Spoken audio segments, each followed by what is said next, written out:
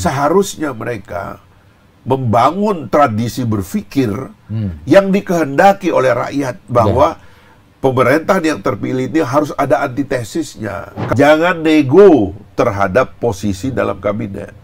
Kalau Pak Prabowo meminta partai politik, serahkan kader-kadermu yang terbaik, serahkan. Tapi hak guna, hak pakai adalah pada presiden. Pak Prabowo ini seorang satria, ya. Dia tidak pernah ingkar janji, dia tidak pernah bohong, ya. Dia itu tidak biasa itu menipu orang, lain di depan, lain di belakang, nggak biasa. Secara pribadi, apakah Abang tertarik menjadi bagian dari kabinet Prabowo Gibran, Pak? Secara pribadi, Pak?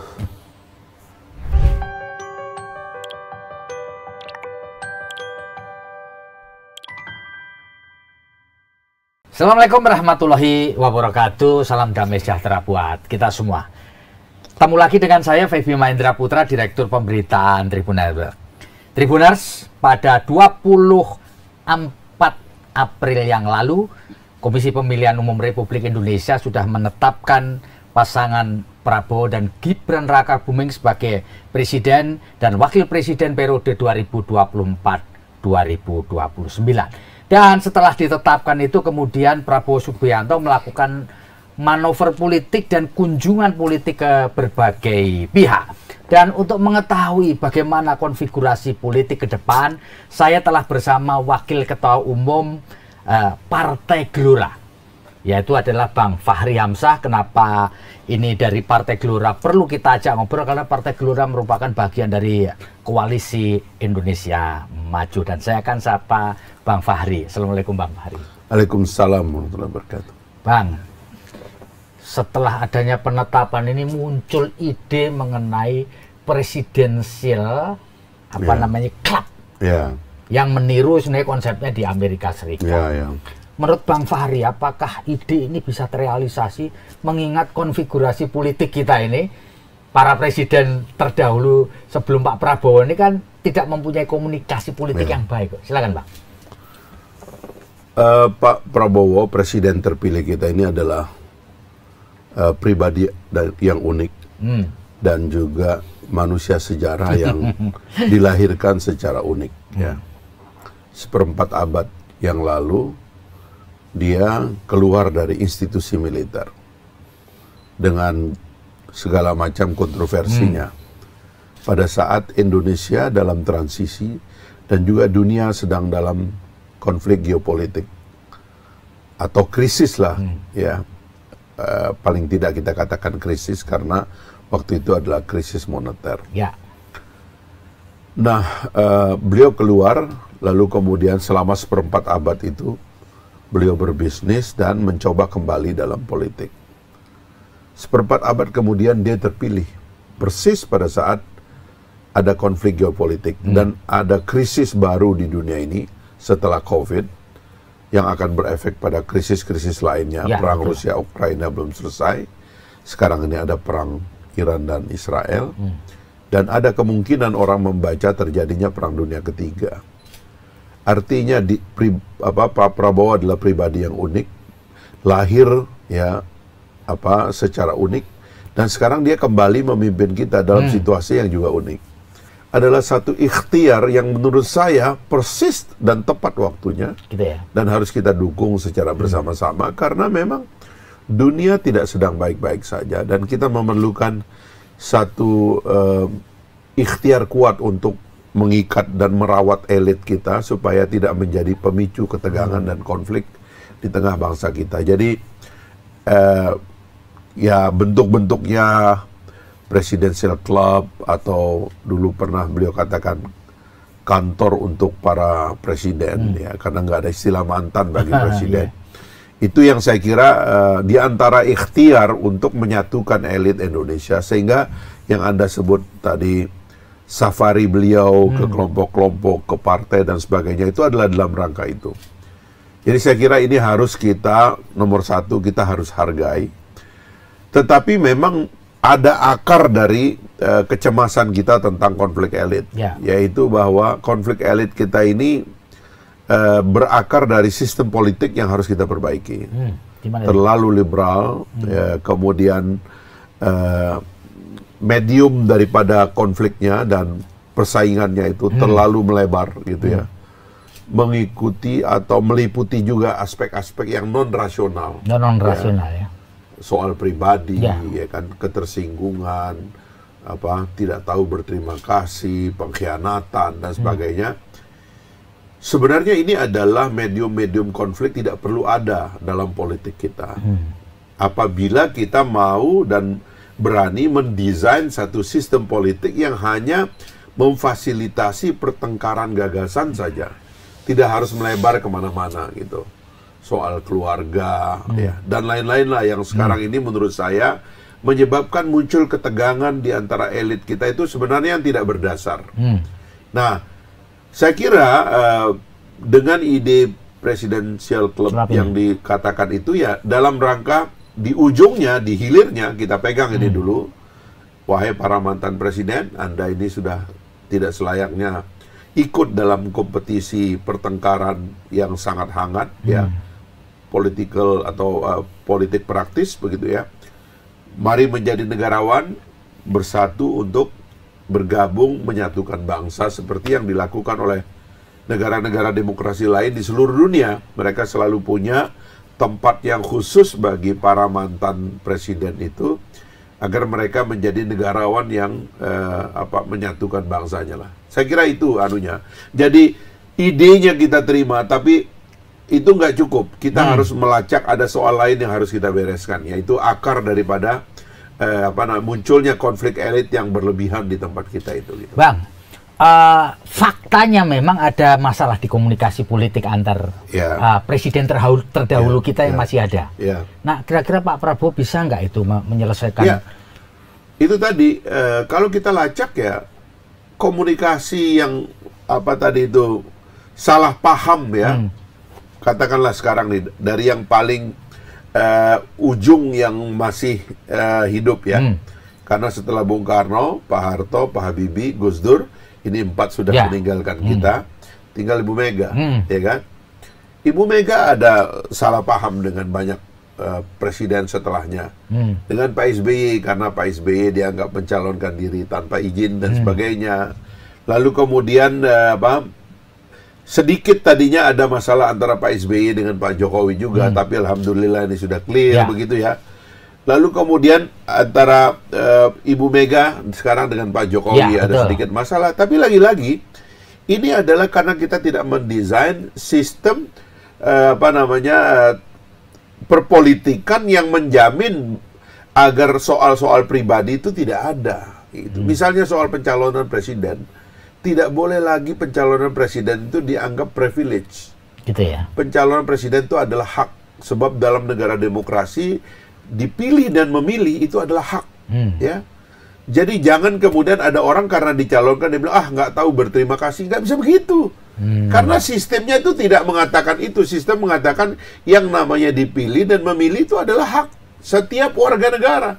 Jadi yang begini-begini itu nanti mesti kita letakkan itu sehingga kita mulai dari apa yang dilakukan oleh Pak Prabowo, dan saya kira tidak ada orang lain yang bisa berbuat itu karena dialah yang menjadi presiden, dialah yang diberi mandat oleh rakyat Indonesia, 96,2 juta lebih rakyat Indonesia memilih Pak Prabowo. Tentu dengan wibawa itu beliau akan sukses mengajak, memohon kepada semua elit ya, tidak saja mantan presiden sebenarnya, tapi yang lain-lainnya, ayo sekarang kita bersatu, dunia tidak sedang baik-baik saja, dan karena itulah ayo bagaimana cara kita mengikat persatuan kita ini agar di bawah itu nanti juga kalau ada kompetisinya itu bermutu begitu.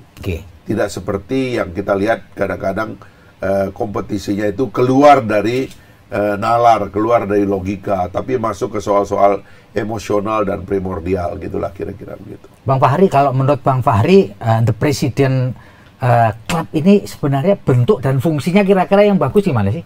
Ngapain gitu loh, setelah kumpul ngapain gitu? Apakah seperti di Amerika Serikat nanti presiden yang berkuasa itu kemudian mengutus si A si B untuk urusan A, urusan B, atau gimana ini? Kalau dalam negara parlementer, kan kita ini demokrasi presidensial. Kalau dalam negara parlementer, kepala pemerintahan itu dijabat oleh Perdana Menteri. Kalau dalam negara, kemudian kepala negara itu dijabat oleh raja, atau seseorang dipilih secara khusus, biasanya secara bergiliran, mewakili etnisitas dan lain-lainnya, untuk menjadi kepala negara. Jadi ada kepala pemerintahan, ada kepala negara. Katakanlah negara kita yang terdekat di yang sistemnya parlementer, Malaysia dan Singapura. Di Malaysia, Perdana Menterinya dipilih oleh parlemen yang dipilih oleh rakyat. Lalu mayoritas yang menang jadi menteri seperti Pak Ibrahim sekarang. Kepala negaranya dipilih dari pergiliran sultan-sultan yang ada di negara bagian gitu. Kalau di Singapura itu dipilih dari etnis yang berbeda. Sekali Melayu, sekali India, sekali Cina ya. Nah, di negara lain juga demikian. Jadi ada perbedaan antara kepala negara dan kepala pemerintahan. Nah, di negara kita ini, kepala negara dan kepala pemerintahan itu digabung. Jadi Pak Prabowo nanti adalah kepala pemerintahan yang memimpin kabinet, tapi juga adalah kepala negara yang memimpin keseluruhan negara ini. Nah, dalam tugas dia menjalankan pemerintahan, dia dibantu oleh kabinet dan pemimpin lembaga-lembaga negara. Tapi sebagai kepala negara, beliau bisa dibantu oleh sebanyak mungkin orang yang merupakan simbol dari elemen-elemen negarawan. Raja-raja daerah, mantan presiden kita, tokoh-tokoh senior. Seluruh sumber daya ini beliau bisa pakai untuk menyatukan bangsa dan menjalankan misi-misi baik di dalam negeri maupun di luar negeri. Ada krisis di mana Indonesia bisa mengirim salah seorang mantan presidennya mewakili presiden yang ada sekarang untuk misi kemanusiaan. Kita bisa mengirim orang seperti Ibu Mega ke negara-negara seperti Korea, ya China, ya kan? Atau Pak Jokowi ke negara Eropa, negara Amerika, atau Pak SBY ke Timur Tengah mungkin, dan lain-lainnya itu bisa kita lakukan. Itu hal-hal yang bisa kita lakukan. Gitu ya. Bang Fahri, kalau melihat konfigurasi politik ke depan pasca Pilpres ini, kenapa Bang Fahri dan Partai Gelora sepertinya keberatan kalau orang-orang atau partai yang dulunya berada di luar koalisi Indonesia Maju ini ikut bergabung di dalam koalisi pemerintahan? Padahal Pak Prabowo menginginkan semua kekuatan masuk. Gimana itu Pak? Bang menjelaskannya. Jadi perlu kita pisahkan antara sikap batin dari Pak Prabowo sebagai tokoh pemersatu. Ya.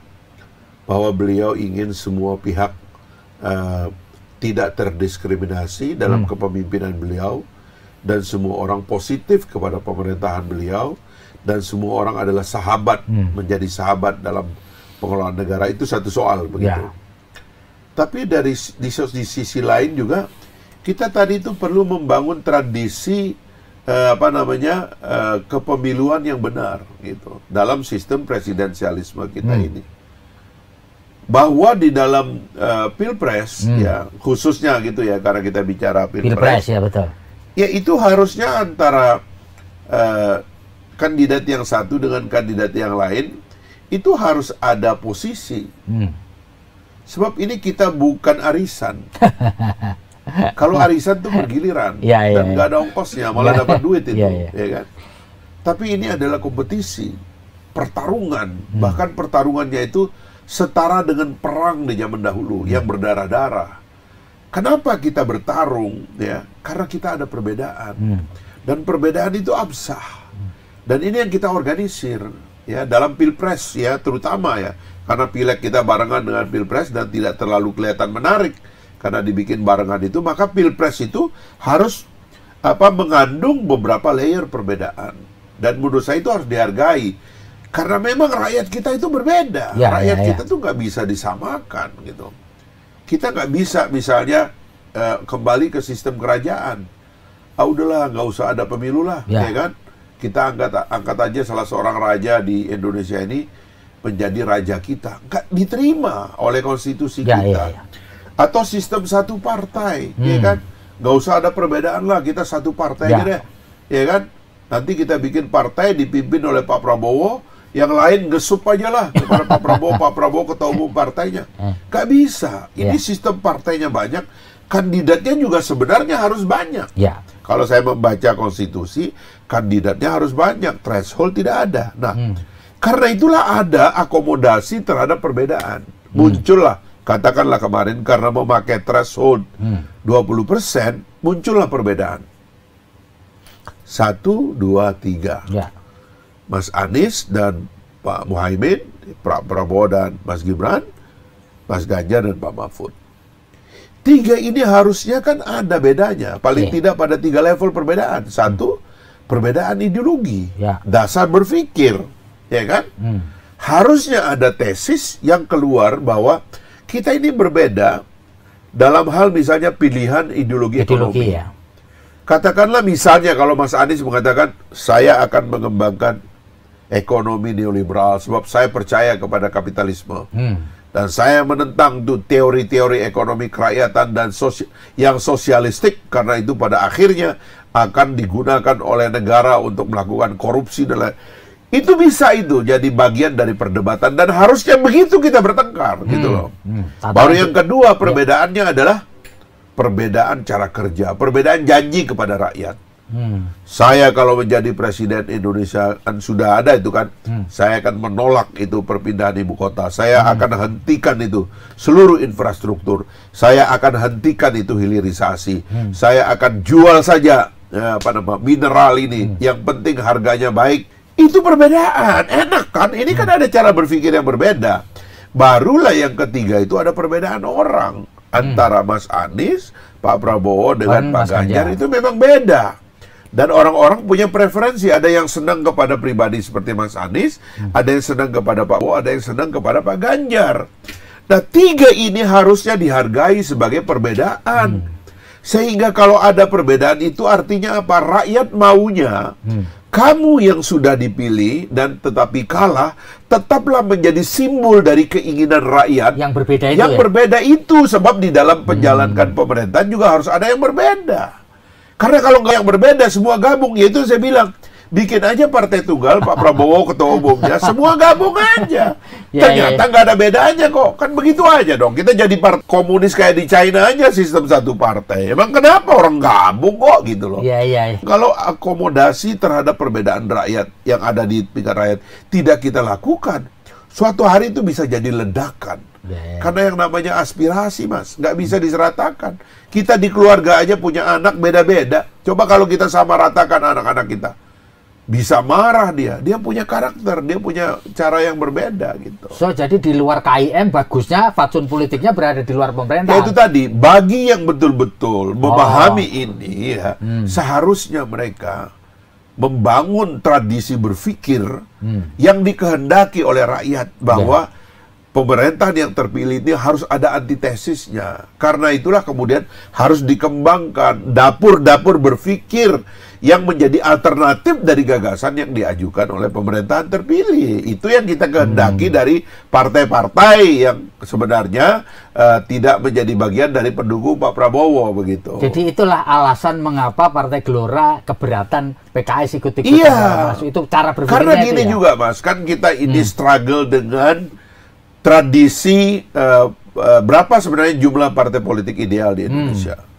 Kita pernah mengalami sistem demokrasi liberal tahun 50-an, 55. Ya, ratusan partai politik, bahkan ada kandidat individu, kandidat calon non partai. Lalu kemudian Orde Baru menyederhanakan kita secara paksa, terjadi fusi, ya kan? Sesuai dengan aliran yang dianggap pada waktu itu bahwa orang Indonesia terdiri dari 3. Ada orang santri, ada priai, ada abangan. Yang abangan ke merah, yang santri ke hijau, yang abangan yang priai ke tengah, ke Golkar, ke kuning begitu. Tiba-tiba kemarin Pilpres juga ada 3, ya kan? Coba kita pikirkan, apakah benar ini adalah pembedaan yang harus diperkuat? Dalam pengertian bahwa jangan-jangan ini adalah alternatif yang serius. Seperti orang Amerika menemukan dirinya, banyak partai, tapi mainstream perbedaan ini adalah kaum Republik dan kaum Demokrat. Yang konservatif dengan yang liberal. Di negara-negara Eropa, karena kepentingan, ini ada aliran kaum buruh, ini ada aliran kaum borjuis, ini ada aliran kaum kapitalis, ini ada aliran macam-macam, ya kan, sosialistik dan sebagainya.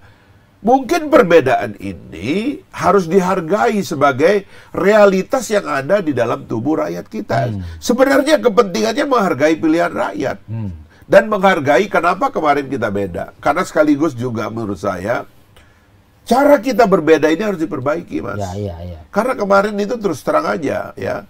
Saya termasuk yang berkepentingan kalau bisa, ya terutama PKS dan PDIP, sebaiknya mengembangkan gagasannya. Misalnya PKS, ya. Karena saya pernah di PKS. Kenapa nggak mengembangkan gagasan tentang Islam yang agak kental gitu?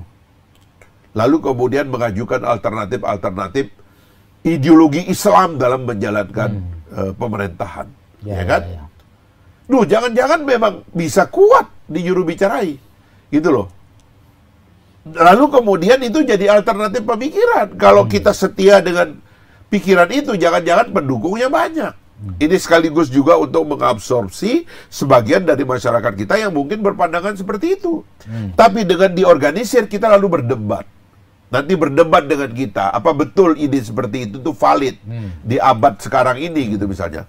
Di sebelah kiri ada teman-teman dari PDIP yang mengambil gagasan Soekarnois sebagai jalan dari politiknya, yang mengkritik misalnya kebijakan pemerintahan Pak Prabowo dan kawan-kawan. Jangan-jangan Pak Prabowo dan kawan-kawan ini dianggap neo orde baru misalnya.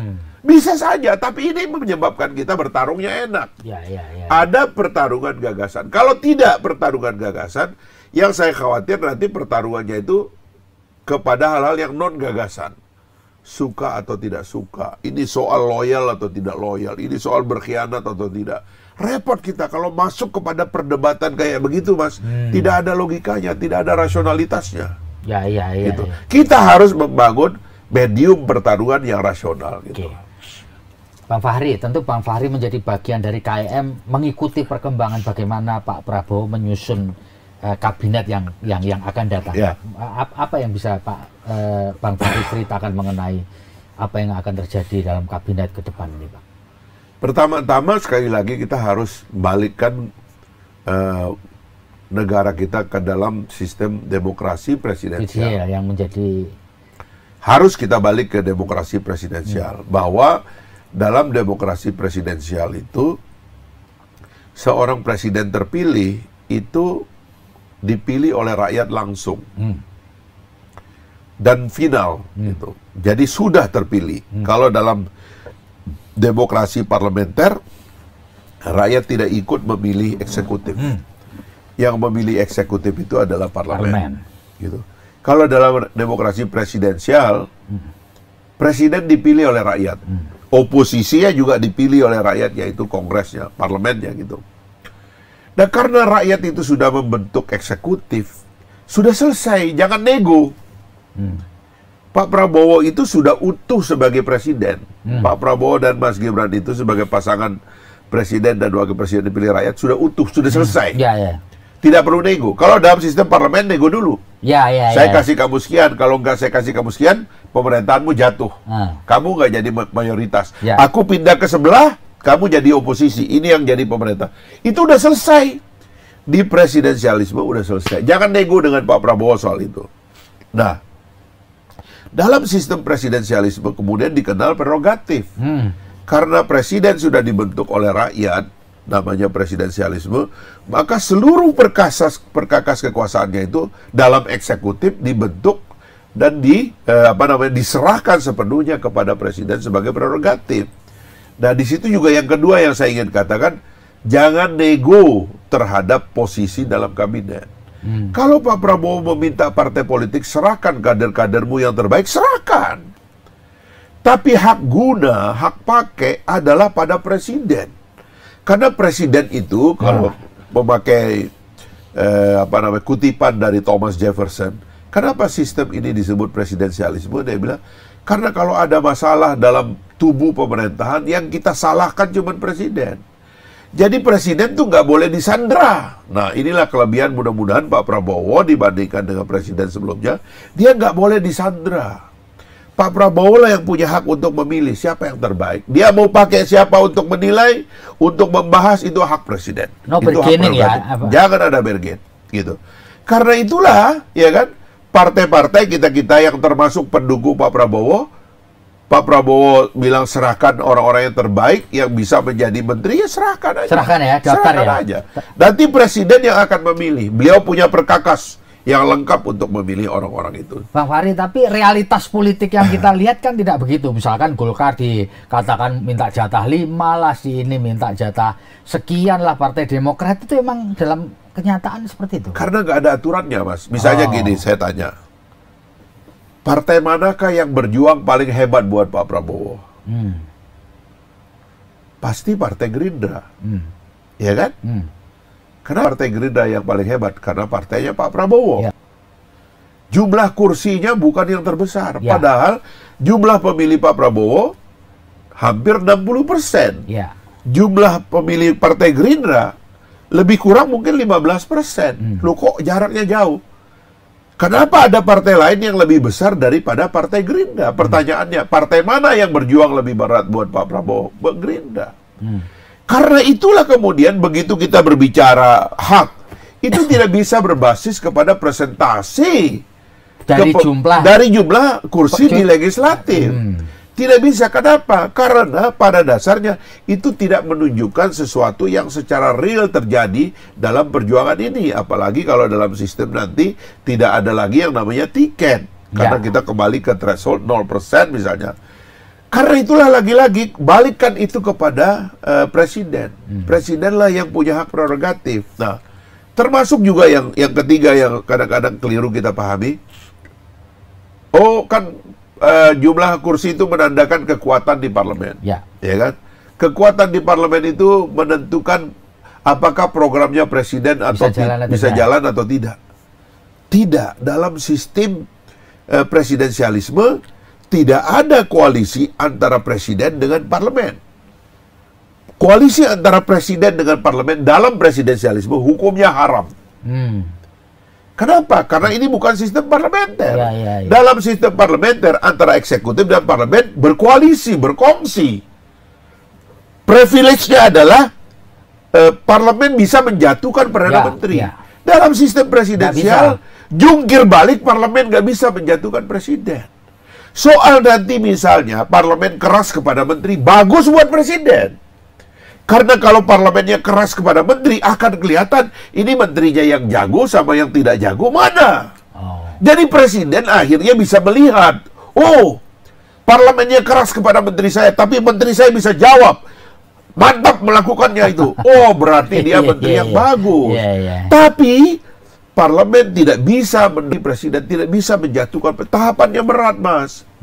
Diduga ada melakukan pelanggaran hukum atau article of impeachment namanya. Mesti hak bertanya dulu, betul nggak presiden melakukan A, B, C, D? Betul, bertanya, naik kepada interpelasi. Ditanyakan melalui paripurna. Betul, tidak bisa menjawab presidennya, katakanlah begitu. Naik ke hak angket. Diinvestigasi, ketemu, betul, baru hak menyatakan pendapat. Ini semua memerlukan paripurna dan persetujuan dewan. Secara kolektif, belum tentu bisa sampai. Barulah bisa dikirim ke MK, lalu MK bersidang. MK memutuskan presiden bersalah pun harus balik ke MPR. Di MPR ketemu DPD. Belum tentu juga DPD setuju. Jadi presiden itu terlalu kuat, nggak bisa dijatuhkan.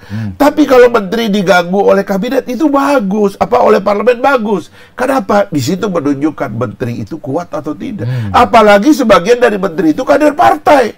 Kan dia harus konsolidasi sama partainya supaya dia didukung. Supaya namanya baik di depan presiden, supaya partai ini namanya baik di depan rakyat, supaya kader partai ini dilihat oleh rakyat memang jago. Ini harusnya bedanya, sehingga tidak perlu ada kekhawatiran presiden tentang partai politik, sehingga utuhlah prerogatif itu tadi. Sebab terus terang, Mas, kita harus mulai dari yang benar.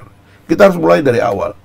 Tidak boleh kita biarkan presiden kita yang merupakan sistem presidensial ini diganggu oleh siapapun, baik dari depan maupun dari belakang. Itu tidak boleh kita biarkan. Supaya rakyat melihat bahwa kepemimpinannya real gitu. Bang, Pak Fahri, apakah jalan pikiran seperti ini, Bang, itu bisa diterima dalam koalisi Indonesia Maju yang Partai Gelora masuk di dalamnya, Bang? Atau sebenarnya realitas politiknya belum nyampe ke sana? Pertama-tama kan memang tetap harus kita ngomong ideal dulu, Mas. Iya, betul. Ya kan, kalau kita nggak ngomong ideal dulu, terus kita nggak tahu patokannya ya. Artinya kan kita mau sama-sama ngerusak keadaan kan? Iya, betul. Ya, kita mesti ngomong dulu. Tapi bahwa di tengah jalan ada realitas lain, ya kan?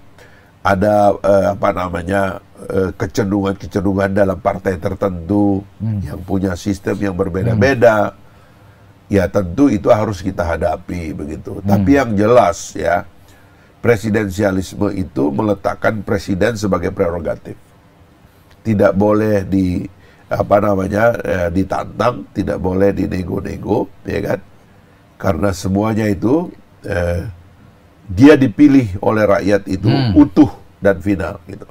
Ya. Bahwa presiden nanti punya cara berkomunikasi yang lebih lembut, ya kan, akan mendengar semua partai politik, bicara satu-satu dengan ketua umum partai.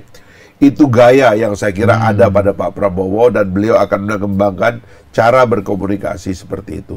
Tapi kita harus patuh dulu sebagai sistem bahwa ini namanya presidensialisme, bukan parlementer gitu. Bang, secara realistis apakah betul ada kesepakatan bahwa ketua umum partai itu automatically akan menjadi menteri, Bang, dalam kabinet ke depan? Setahu saya enggak. Tidak ya? Enggak. Tidak ya? Enggak ada. Saya enggak pernah dengar itu. Tapi bahwa Partai Gelora sendiri memasukkan kadernya untuk dipertimbangkan presiden, oke. Ya. Itu kan permintaan presiden Dan terpilih. itu dipenuhi ya. oleh Partai Gelora. Kalau permintaan presiden seperti itu dan itu adalah hak prerogatif beliau, ya maka harus dilakukan. Dalam konteks ini Partai Gelora memasukkan permintaan itu. Ya, sesuai dengan permintaan presiden. Presiden terpilih. Ya. Kalau boleh saya tahu, Bang, yang dimasukkan berapa kalau kita itu lagi-lagi bagian dari prerogatif yang nggak usah kita ganggu-gugat karena itu adalah wilayah presiden. Iya. Tapi bahwa memasukkan oke ya. Pak Prabowo ini seorang satria. Ya. Dia tidak pernah ingkar janji, dia tidak pernah bohong, ya. Dia itu tidak biasa itu menipu orang, lain di depan, lain di belakang, nggak biasa. Gitu. Gitu ya, Bang, jadi kita bersyukur punya presiden yang seperti itu sekarang ini. Gitu. Bang Fahri, satu di antara daya tarik kuat dari Pak Prabowo dan Gibran ini adalah program makan siang gratis. Ya. Menurut Pak Fahri ini bisa jalan ya sih? Program yang oleh orang dianggap sebagai sesuatu yang sifatnya adalah populis gitu. Pertama-tama semua orang juga makan setiap hari. Iya, ya. Betul. Dan juga di semua sekolah juga, sebagian besar sekolah juga sudah makan juga. Ada yang punya dapur sendiri, ada yang bawa dari rumah. Sistemnya bermacam-macam. Ide Pak Prabowo itu hanya untuk meyakinkan dan menjamin bahwa seluruh anak Indonesia asupan nutrisinya itu cukup bagi dia untuk tumbuh menjadi generasi baru yang sehat otaknya, ya, sehat fisiknya, sehat mentalnya untuk menerima segala pelajaran yang ada, sehingga mereka akan tumbuh menjadi Indonesia emas, generasi Indonesia emas menyongsong 2045 gitu.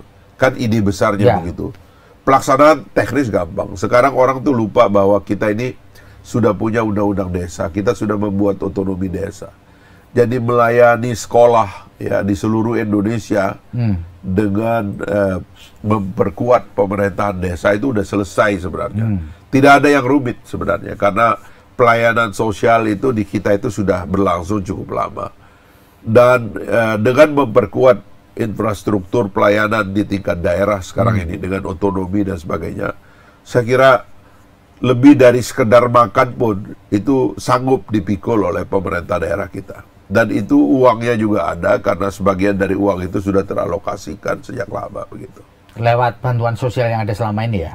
Saya kira bermacam-macam program ya, karena kita kan punya Kementerian Pendidikan, Kementerian Kesehatan, ya, Pertanian dan sebagainya, itu udah banyak sekali. Jadi saya kira itu bukan isu yang rumit begitu, nggak ada yang rumit di situ. Bang Fahri bisa memberikan explanation nggak mengapa Partai Gelora tidak perolehan di Pilpres Pileg 2024 tidak begitu signifikan, padahal banyak orang mengatakan didukung pemerintah kan?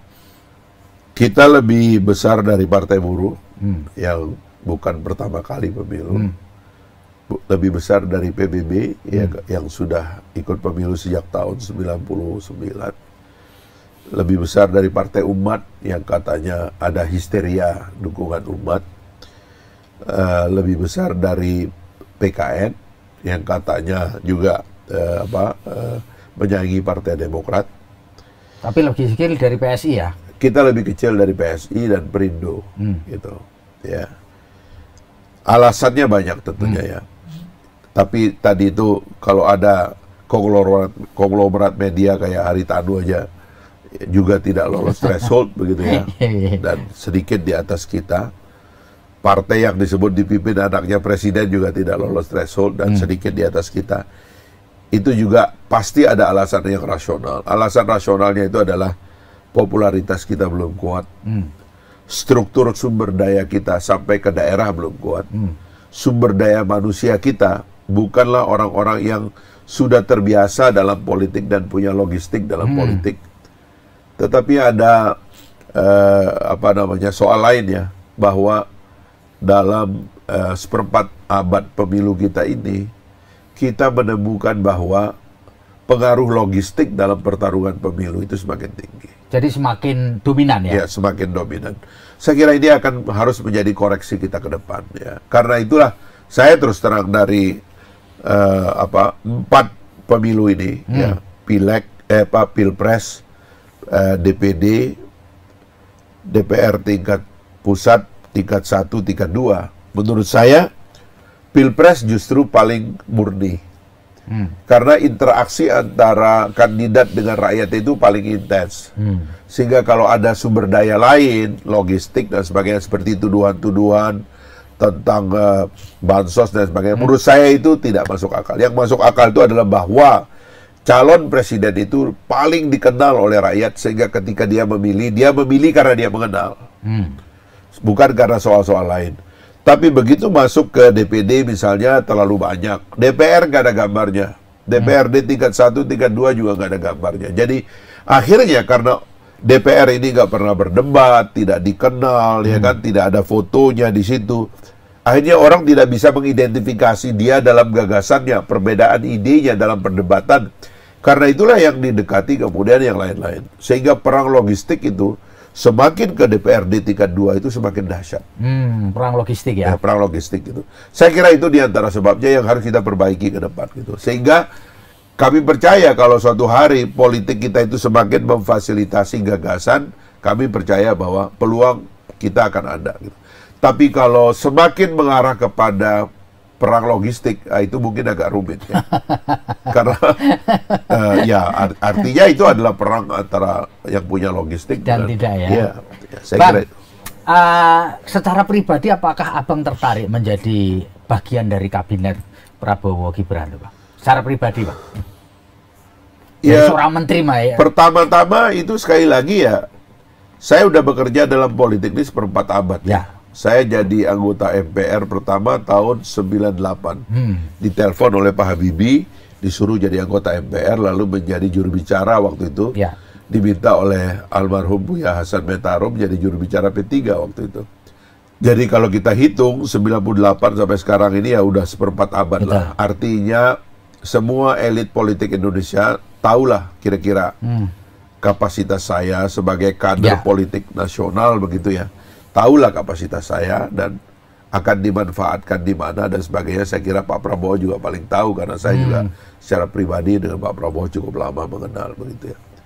Jadi dalam pengenalan itulah saya serahkan kepada para pimpinan kita untuk melakukan pemanfaatan atau tidak terhadap semua sumber daya politik yang ada di masyarakat kita, dan apakah orang-orang seperti saya dianggap punya kompetensi atau tidak itu kita serahkan. Gitu. Tapi kalau diminta oke aja ya Bang ya berarti ya. Kesimpulannya kan begitu. Tapi struggle politik saya kan masuk politik kan. Ya. Memang orang masuk politik itu untuk apa? Untuk berkuasa kan. Ya kan? Ya. Ya kan, masa kita masuk politik bukan untuk berkuasa. Kita berperang itu kan untuk menang kan. Kira-kira gitu. Itu sudah alurnya ke situ. Jadi jangan dilihat sebagai sesuatu yang berbeda begitu. Sebab kita kadang-kadang ada orang berpolitik lalu kemudian berkampanye, dia bilang haus kekuasaan, padahal memang begitu maksudnya. Politik itu untuk mencapai kekuasaan. Iya memang gitu. Iya. Ya kan, seperti ada orang makan kita bilang rakus banget gitu loh. Orang makan itu memang untuk supaya dia jangan lapar gitu, bukan karena dia rakus, karena dia memang harus makan begitu. Ya. Kira-kira begitulah nalarnya ini. Orang berpolitik, orang berkampanye ya untuk berkuasa gitu. Ya, Bang. Kalau dilihat dalam posisi sekarang tuh, Abang kan sering sekali di dalam di sosmed itu sering menyampaikan sesuatu gitu ya Bang ya. Di sosmed aktif betul gitu. Dan banyak orang menilai Abang ini berubah dari dulu. Yang dari dulu kritis terhadap pemerintahan Jokowi, sekarang itu kemudian belakangan itu kemudian memberikan support yang 180. Itu gimana Abang menjawab kritik dari masyarakat? Jadi ada dua dunia. Dunia akademik, ya, dunia yang netral, ya, para guru, para kiai, profesor di kampus, di pesantren, di sekolah-sekolah. Ini adalah dunia yang netral. Dunia saya ini bukan dunia yang netral. Ini adalah dunia yang bertarung, ya, memilih kawan dan lawan. Misalnya dalam medan pertarungan itu, saya dan Anda tadinya bertengkar, berperang, ya kan? Kalau dalam perang itu kita hampir saling bunuh. Tapi kalau dalam politik itu kita saling kritik, kita saling hajar lah gagasannya. Tapi sekarang kita mengatakan, Mas Feby, kita akan menghadapi musuh yang sama, sekarang kita kongsi. Apakah dalam perang boleh saya serang Anda? Kan tidak boleh. Nah itulah yang di dunia akademik gagal didefinisikan. Bahwa kalau saya berkongsi dengan Anda dalam peperangan, saya nggak boleh menyerang Anda dalam perang dong. Saya dengan Pak Jokowi berusaha untuk melihat Indonesia bersama-sama dalam satu kongsi. Bahkan waktu kita mendirikan Partai Gelora, kita lapor kepada Pak Jokowi dan bilang, wah ini bagus sekali gagasannya. Kalau gitu kita saling dukung. Kita sudah saling dukung, masa saya disuruh menyerang presiden? Satu, yang kedua, saya bukan anggota DPR. Kita sudah milih anggota DPR, terus apa kerjaannya mereka kalau dia nggak melakukan kritik terhadap pemerintah, gitu loh. Nah, yang begini nih, Mas, yang sulit dipahami karena teman-teman kita berada di tempat yang sama, yang kira-kira dia tidak paham bahwa dinamika dalam politik itu memang seperti itu. Gitu. Kalau orang itu sudah berkoalisi, tidak boleh dia saling serang. Begitulah. Kira-kira begitu. Ini pertanyaan konyol ya sebenarnya. Apa Abang membaca komentar-komentar di Facebook Anda, di Instagram maksud saya, ya, yang semuanya haters gitu, Bang? Gimana, Bang, itu? Imajinasi orang yang salah tentang saya yang sebelumnya dianggap harus selalu melawan siapapun, gitu. Dan seolah-olah saya tidak boleh berkongsi membangun pemerintahan yang baik gitu. Sehingga orang-orang seperti itu yang belum paham tentunya ya, yang sekarang ini dalam posisi seperti itu, saya yakin mereka sedang mengalami proses pendidikan politik yang baik juga bahwa oh iya, nggak bisa kita lihat Pak Fahri itu harus benci si itu, harus benci si itu. Padahal dia ada dalam satu pertarungan, dia harus memilih kawannya. Dan karena dia memilih kawannya, dia nggak boleh menyerang kawannya. Saya kira orang akan mengalami pencerahan dalam hal itu, dan itu nanti akan menandakan kedewasaan kita dalam melihat politik ini gitu. Jadi Bang Fahri melihat komen-komen haters di sosial media itu sebagai hal yang wajar menikmati. Apalagi kan dalam agama katanya kalau kita dimaki-maki sama orang gitu kan, kita tuh dapat pahala. Iya. Itu jadi kita harus nikmati itu.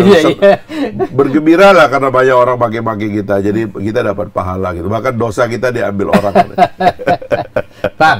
Bang, ini agak flashback sedikit. Barangkali Bang Fahri bisa memberikan satu gambaran. Bang, apa benar pada waktu masa lalu sebelum awal-awal mau Pilpres itu memang Pak Jokowi ini pernah menyampaikan gagasan sebuah koalisi gede gitu antara Merah PDI Perjuangan dengan Gerindra, sehingga kemudian berupaya untuk mempertemukan antara Pak Prabowo dengan Mas Ganjar Pranowo dalam satu perahu. Benar nggak sih, Bang?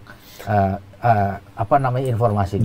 Dari awal saya kalau ketemu dengan Pak Jokowi ya, terutama kan dia suka mengundang teman-teman Gelora berkali-kali.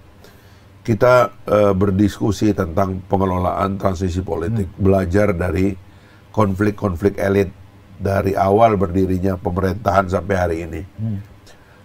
Bung Karno ke Pak Harto itu putus, ya kan?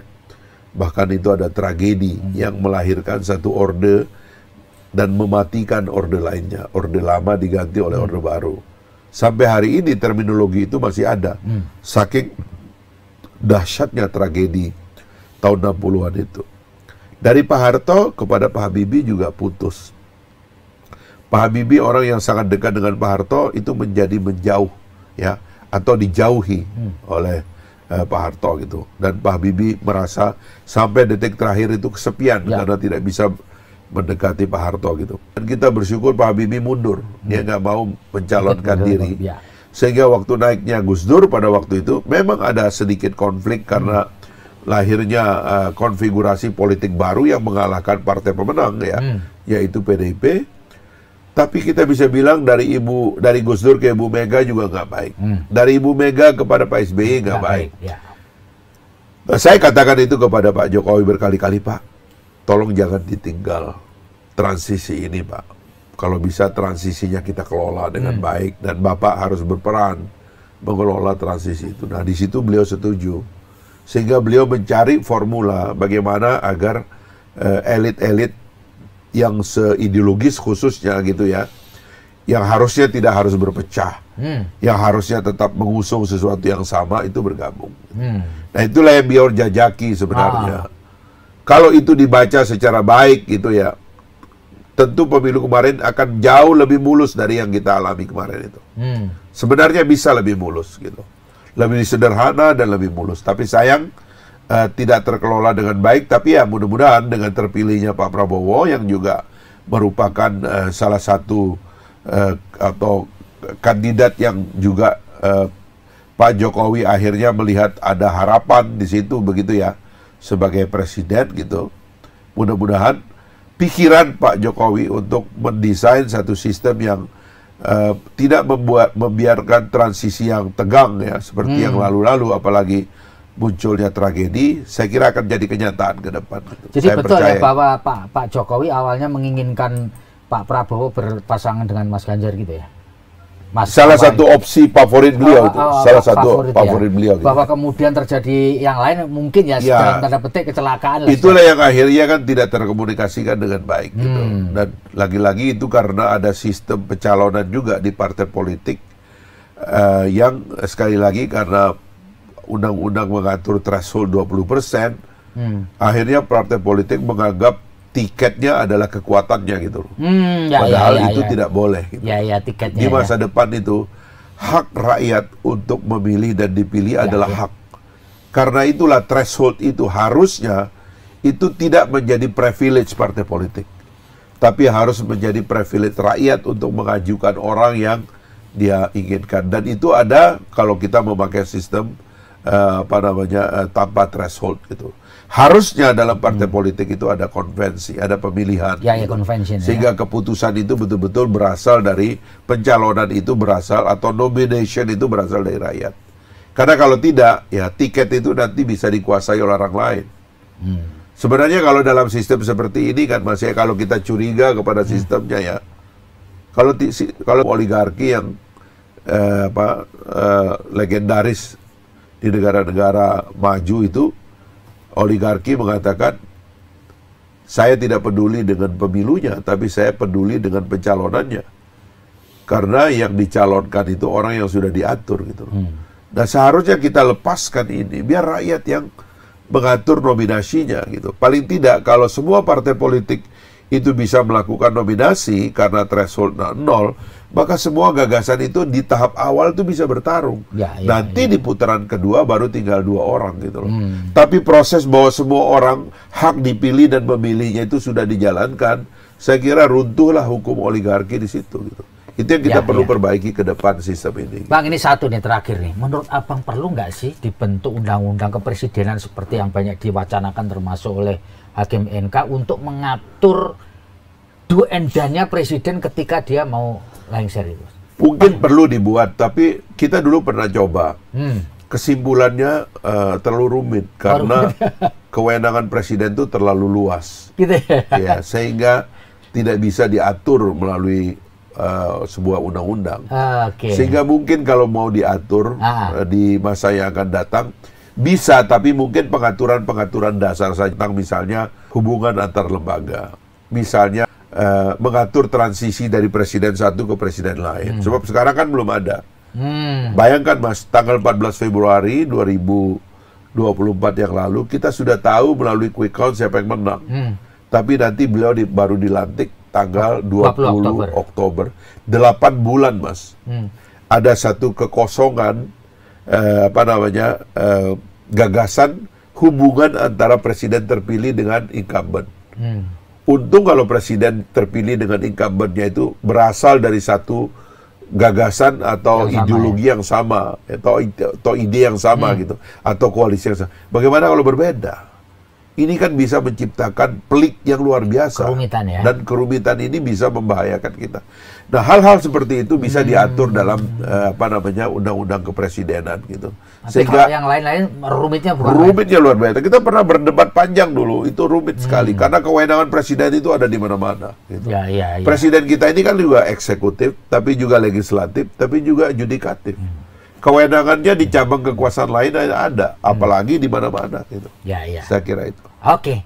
Terima kasih Bang Fahri atas wacana dan pemikiran yang disampaikan. Saya kira ini satu hal yang patut menjadi pertimbangan kita bersama dalam kehidupan bernegara ke depan. Saya Vivi Mahendra Putra pamit undur diri. Assalamualaikum warahmatullahi wabarakatuh, dan jangan lupa tetaplah bahagia. Download Tribun X sekarang. Menghadirkan lokal menjadi Indonesia.